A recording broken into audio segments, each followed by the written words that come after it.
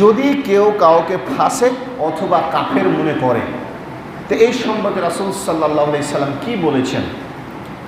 দেখুন, এই সম্পর্কে আবু যার রাদিয়াল্লাহু তাআলা আনহু হতে বর্ণিত, রাসূল সাল্লাল্লাহু আলাইহি ওয়াসাল্লাম বলেছেন, যখন কোনো মানুষ বা কোনো ব্যক্তি অন্য কোনো মানুষকে বা ব্যক্তিকে ফাসিক অথবা কাফির অপবাদ দেবে, এটা অপবাদ, তবে ওই ব্যক্তি যদি কাফের অথবা ফাসিক না হয়, যেই ব্যক্তি তাকে কাফের অথবা ফাসিক বলল, ওই ব্যক্তি কাফের অথবা ফাসিক হয়ে গেল। বুঝেননি বোধহয় আমার কথা? মনে করেন যে একটা ব্যক্তিকে বা একটা পুরুষকে, একটা মহিলাকে আপনি বললেন যে এই ব্যক্তি হচ্ছে কাফের বা এই ব্যক্তিটা হচ্ছে ফাসিক, অথচ ওই ব্যক্তিটা কাফেরও নয়, ফাসিকও নয়। তো এই যে আপনি তাকে কাফের অথবা ফাসিক বললেন, আপনি না জেনে, না শুনে, না বুঝে, তাহলে আপনিই বলছেন হাদিস অনুযায়ী কাফের অথবা ফাসিক হয়ে গেলেন। তাই যে কোনো মানুষকে যদি আপনি কাফির বলেন, ফাসিক বলেন, তার প্রমাণ কিন্তু লাগবে, দলিল লাগবে, তাছাড়া আপনি কিন্তু কাফের অথবা ফাসিক হয়ে যাবেন। এই জন্য মানুষকে যে কোনো কথা বলার আগে, যে কোনো বিষয়টা বলার আগে আপনাকে স্নায়ু, আপনার ব্রেনটাকে সুস্থ রাখতে হবে যে আমি কি বলছি, তাছাড়া প্রক্ষান্তরে ওই অপবাদটাই আপনার ঘাড়ের উপর আসবে। তাই এই বিষয়ে ইসলামে বিশেষভাবে নজর দেওয়া হয়েছে। তাই এই বিষয়গুলো আমাদের সকলের মেনে চলা উচিত। প্রক্ষান্তরে দেখুন, আমরা জানি যে একটা মানুষ নির্দিষ্ট সময় পর মারা যায়। হতে পারে সেটা 1 মাস, হতে পারে 7 দিন, হতে পারে 1 বছর, হতে পারে 10 বছর, 20 বছর, 30, 40, 100, 150 বছর। এটা তার নির্দিষ্ট কিন্তু আয়ু, মেয়াদ, একটা মেয়াদ। তো এই মেয়াদের মধ্যে কিন্তু যে কেউ মানুষ বলেন মৃত্যুবরণ করবে, যে কোনো প্রাণী বলেন মৃত্যুবরণ করবে, এটা নির্ধারিত। তাই মানুষের বয়স বলে কিছু নেই, আছে কি যতটুকু পাচ্ছেন এটাই আপনার জন্য হায়াত, বয়স। তাছাড়া নির্দিষ্ট মেয়াদে যে বয়স, আমি 50 বছর বাঁচবো, 100 বছর বাঁচবো, এটা মানুষের চিন্তার বাহিরে। আপনি এখন শেষ হয়ে যেতে পারেন। তো কি দেখুন যে কোনো মৃত ব্যক্তিকে গালি দেওয়া, এই সম্পর্কে কি বলছেন? যে সহিহ বুখারী, নাসাই, সুনানে আবু দাউদ, মুসনাদে আহমদ এবং দারিমির মধ্যে হাদিস বর্ণনা করা আছে। হাদিসটা বর্ণনা করছেন হযরত আয়েশা রাদিয়াল্লাহু তাআলা আনহা থেকে বর্ণিত। রাসূল সাল্লাল্লাহু আলাইহি সাল্লাম বলেছেন, তোমরা মৃতদেরকে গালি দিও না। বলছে যারা মৃত্যুবরণ করেছে তাদেরকে কখনো তোমরা গালি দিবে না। এটা রাসূল সাল্লাল্লাহু আলাইহি সাল্লাম বলছেন। কেন, কী কারণে গালি দিতে নিষেধ করলেন জানতে তো হবে। বলছে দেখুন, যেহেতু তারা নিষ্কৃত কর্মের পরিণতি পর্যন্ত পৌঁছে গেছে এবং তার ফল ভোগ করছে। মানে আপনি মারা গেছেন, মানে নিজ গন্তব্যে পৌঁছে গেছেন, নিজ কবরে চলে গেছেন, নিজ জায়গাতে চলে গেছেন, এবং যদি আপনি ভালো কাজ করেন তাও আপনার কর্মফল আপনি ভোগ করছেন, যদি আপনি খারাপ কাজ করেন তার কর্মফল আপনি ভোগ করছেন। এই জন্য রাসূল সাল্লাল্লাহু আলাইহি সাল্লাম বলছেন যে তোমরা কখনো মৃতদেরকে গালি দিবে না, কখনোই গালি দেবে না।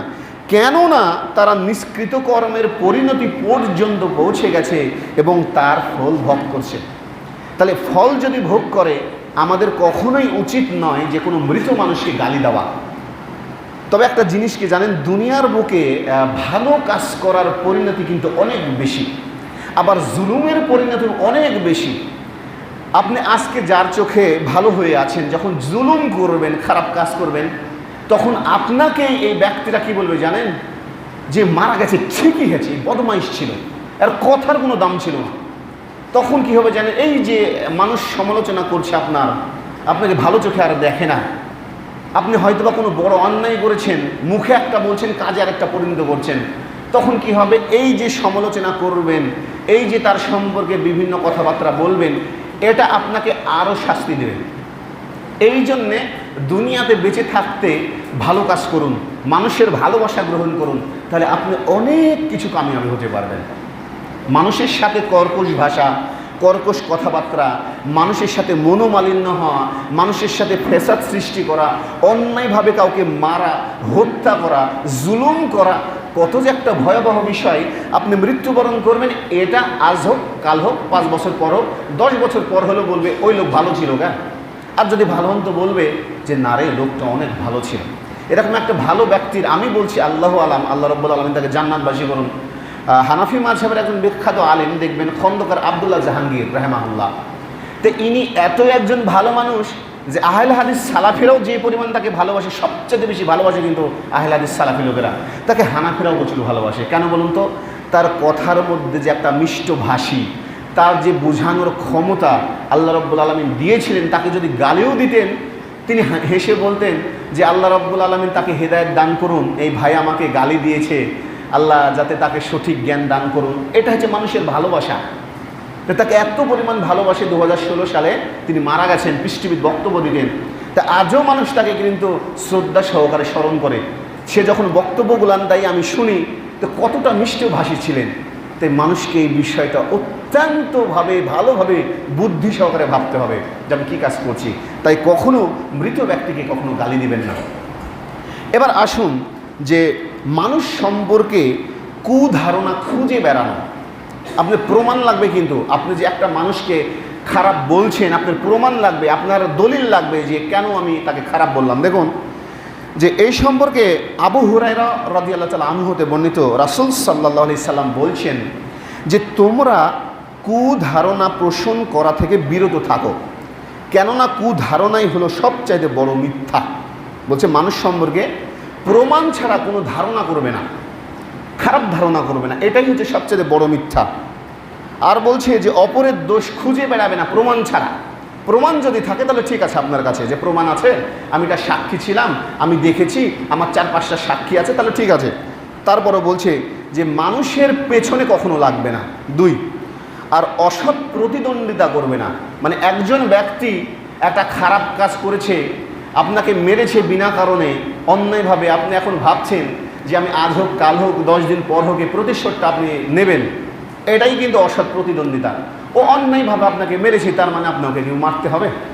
এটা কি হলো জানেন? আপনাকে যে অন্যায়ভাবে মারলো, যার কারণে কি হলো, আপনার পাপের পরিমাণটা কিছু কমলো। 1, আপনার পাপের পরিমাণটা তার কাঁধের উপর গেল। 2, 3 নাম্বার, মানুষ তাকে খারাপই ভাববে যে তুই আসলে খারাপ, একজন ভালো মানুষকে মেরেছিস মানে। তো এটা খুবই খারাপ কাজ। তাই বলছে কখনো অসৎ প্রতিদ্বন্দ্বিতা করবে না, পরস্পরের সাথে বিদ্বেষ পোষণও করবে না, কেননা এক মুসলিম অপর মুসলিমের ভাই। এটা রাসূল সাল্লাল্লাহু আলাইহি ওয়াসাল্লাম বলছেন যে একজন মুসলিম অপর মুসলমানের ভাই। কিভাবে? বলছে যে এইরকম ভাই, কীরকম ভাই, যে যেরকম যদি কোনো নখ বা আঙ্গুল যদি কাটে সর্বশরীর যেমন ব্যথা পায়, তো অপর মুসলিম ভাইয়ের যদি কোনো কষ্টদায়ক বিষয় হয় আপনাকে তদ্রূপ সেই রকম ব্যথা পেতে হবে। এটা হচ্ছে মুসলিমের বৈশিষ্ট্য। যেমন মুসলিম ভাই কেন এত কষ্ট পেল, আপনাকে ব্যথিত হতে হবে যে কেন কষ্ট পেল। অথচ আমাদের মধ্যে এই ধারণা টোটালি উঠে গেছে, ওর কিছু হয়েছে, ভালোই হয়েছে, কি হবে, আমি বাঁচলে আলহামদুলিল্লাহ, এটাই বলবেন। তাই বলছে যে কখনো মানুষ সম্পর্কে কুধারণা করবেন না, তবে প্রমাণ থাকতে হবে আপনার কাছে। আমি আলোচনা করছিলাম ইসলামের নিষিদ্ধ কাজ। ইসলামে অসংখ্য নিষিদ্ধ কাজ আছে, যার মধ্যে আরেকটা কাজ হচ্ছে মানুষকে তুচ্ছ মনে করা, ছোট মনে করা, একদম মামুলি বিষয় মনে করা। দেখুন কি সূরা হুজুরাতের মধ্যে বলছেন, মহান আল্লাহ রাব্বুল আলামিন বলেন যে হে ঈমানদারগণ, একদল পুরুষ অথবা একদল মহিলা বলছে যে অন্য কাউকে যাতে উপহাস না করে, অন্য কাউকে যাতে তুচ্ছ তাচ্ছিল্য না করে। কেননা যে ব্যক্তি তাকে উপহাস করছে, যেই মহিলা তাকে তুচ্ছ তাচ্ছিল্য করছে, ওই মহিলা অপেক্ষা যাকে তুচ্ছ তাচ্ছিল্য করছেন, ওই পুরুষ অপেক্ষা যাকে তুচ্ছ তাচ্ছিল্য করছেন, সে আপনার চেয়ে উত্তম হতে পারে না? হতেই পারে। এখন আপনি যে কোনো একটা লোককে দেখে বলছেন যে এর মধ্যে কী আছে রে, কিছুই তো নাই, অযথা কি জানেন। এটা সবচাইতে খারাপ দিক।